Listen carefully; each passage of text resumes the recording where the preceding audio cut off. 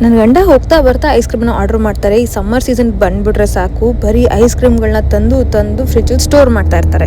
ಅವ್ರು ತಿನ್ನೋದಲ್ದೆ ನನಗೂ ತಿನ್ನು ಅಂತ ಹೇಳ್ತಾರೆ. ಅದು ತಿನ್ನೋದು ನೋಡ್ಬಿಟ್ಟು ನನಗೂ ಆಸೆ ಆಗ್ಬಿಟ್ಟು ನಾನು ತಿನ್ಬಿಡ್ತೀನಿ. ಬೆಳಿಗ್ಗೆ ಇಬ್ರು ಹೋಗಿ ವರ್ಕೌಟ್ ಮಾಡೋದಂತೆ, ಸಂಜೆ ಚೆನ್ನಾಗಿ ಈ ಐಸ್ ಕ್ರೀಮ್ನ ತಿಂದು ಕ್ಯಾಲೋರೀಸ್ನೆಲ್ಲ ವಾಪಸ್ ಹೊಟ್ಟೆಗೆ ತುಂಬ್ಕೊಳ್ಳೋದಂತೆ. ಈ ಸ್ಟೋರ್ ಬಾಟ್ ಐಸ್ ಕ್ರೀಮ್ ಯಾವುದೇ ಬ್ರ್ಯಾಂಡ್ ಆಗಿರಲಿ ತಿನ್ಬೇಕಾದ್ರೆ ತಣ್ಣಗಿರುತ್ತೆ, ಬಟ್ ತಿಂದ ಮೇಲೆ ತುಂಬಾ ದಾಹ ಅಂತ ಅನ್ಸುತ್ತೆ. ಅದು ನನಗೆ ಮಾತ್ರ ಫೀಲ್ ಆಗುತ್ತೋ ಇಲ್ಲ ನಿಮ್ಗಳಿಗೂ ಎಕ್ಸ್ಪೀರಿಯನ್ಸ್ ಆಗಿದೆಯಾ ನಂಗೆ ಗೊತ್ತಿಲ್ಲ. ಆನ್ಲೈನ್ ಅಲ್ಲಿ ಈ ಫ್ರೂಟ್ ಪಾಪ್ಸಿಕಲ್ಸ್ ನ ತುಂಬಾ ನೋಡ್ತಾ ಇದ್ದೆ, ಅದಕ್ಕೆ ಡಿಸೈಡ್ ಮಾಡಿದೆ ನಾನು ಒಂದ್ಸತಿ ಟ್ರೈ ಮಾಡಬೇಕು ಅಂತ. ಹೇಗಿದ್ರು ಮನೇಲಿ ಐಸ್ ಕ್ರೀಮ್ ಬೇಕೇ ಬೇಕು, ಒಂದಷ್ಟು ಐಸ್ ಕ್ಯಾಂಡೀಸ್ ನ ಮಾಡಿ ಇಟ್ಬಿಟ್ರೆ ಮನೇಲಿರೋರು ಖುಷಿ, ನನಗೂ ಖುಷಿ. ನಾನಿಲ್ಲಿ ಮಾಡ್ತಿರೋದು ಬೇಸಿಕ್ ಪಾಪ್ಸಿಕಲ್. ಎಲ್ಲಾ ತರ ಎಕ್ಸಾಟಿಕ್ ಫ್ರೂಟ್ಸ್ ಲೈಕ್ ಕಿವಿ, ಸ್ಟ್ರಾಬೆರಿ, ಡ್ರ್ಯಾಗನ್ ಫ್ರೂಟ್, ಆರೆಂಜ್, ಪೊಮೊಗ್ರಾನೇಟ್. ನಿಮಗ್ ಬೇಕು ಅಂತ ಹೇಳಿದ್ರೆ ಮ್ಯಾಂಗೋ ಕೂಡ ನೀವು ಕಟ್ ಮಾಡಿ ಹಾಕೋದು. ನನಗೆ ಮ್ಯಾಂಗೋ ಸಿಕ್ಕಿರ್ಲಿಲ್ಲ, ಅದಕ್ಕೆ ಹಾಕಿಲ್ಲ. ಆರೆಂಜ್ ಸ್ವಲ್ಪ ಜಾಸ್ತಿ ಇದ್ರೆ ಅದ್ರ ಜ್ಯೂಸ್ ನ ಕೂಡ ಸ್ಕ್ವೀಸ್ ಮಾಡಿ ಹಾಕೋದು ತುಂಬಾನೇ ಟೇಸ್ಟ್ ಬರುತ್ತೆ. ಈ ಎಲ್ಲಾ ಫ್ರೂಟ್ಸ್ ನ ಸಣ್ಣ ಕಟ್ ಮಾಡ್ಕೊಂಡ್ಬಿಟ್ಟು ನಾನು ಬೇಸ್ಗೆ ಅಂತ ಯೂಸ್ ಮಾಡ್ತಿರೋದು ಎಳ್ನೀರು ಜೊತೆಗೆ ಒಂದ್ ಸ್ವಲ್ಪ ಒಳಗಡೆ ಗಂಜಿ ಏನಿರುತ್ತೆ ಅದನ್ನು ಸಣ್ಣ ಕಟ್ ಮಾಡ್ಕೊಂಡಿದ್ದೀನಿ. ಒಂದ್ ಸ್ವಲ್ಪ ಬಲ್ತಿತ್ತು, ಬಟ್ ನೀವು ಇನ್ನೂ ತೆಳು ಸಿಕ್ಕಿದ್ರೆ ಅದನ್ನು ಹಾಕೋಬಹುದು. ನನ್ನ ಹತ್ರ ಫ್ಯಾನ್ಸಿ ಯಾವುದು ಐಸ್ ಕ್ರೀಮ್ ಮೋಲ್ಡ್ ಇರಲಿಲ್ಲ, ಅದಕ್ಕೆ ಸ್ಟೀಲ್ ಗ್ಲಾಸ್ ನ ಯೂಸ್ ಮಾಡ್ತಾ ಇದ್ದೀನಿ. ನಿಮ್ಮ ಹತ್ರ ಐಸ್ ಮೋಲ್ಡ್ ಜೊತೆ ಅದನ್ನು ಯೂಸ್ ಮಾಡಬಹುದು, ಇಲ್ಲ ನಂತರ ಜುಗಾಡು ಮಾಡಬಹುದು.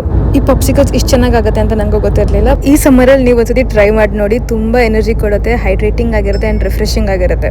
ಈ ಕಟ್ ಮಾಡಿದ ಫ್ರೂಟ್ಸ್ ಇನ್ನ ಮಿಕ್ಕಿತ್ತು, ಅದರಲ್ಲಿ ರಿಫ್ರೆಶಿಂಗ್ ಡ್ರಿಂಕ್ ಕೂಡ ಮಾಡಿದ್ದೆ. ಅದು ಹೇಗೆ ಮಾಡೋದು ಅಂತ ನಾನು ನೆಕ್ಸ್ಟ್ ವ್ಲಾಗಲ್ಲಿ ತಿಳಿಸ್ತೀನಿ. ಅಲ್ಲಿ ತನಕ ಫಾಲೋ ಮಾಡೋದು ನನ್ನ ಮರಿಬೇಡಿ. Thank you so much.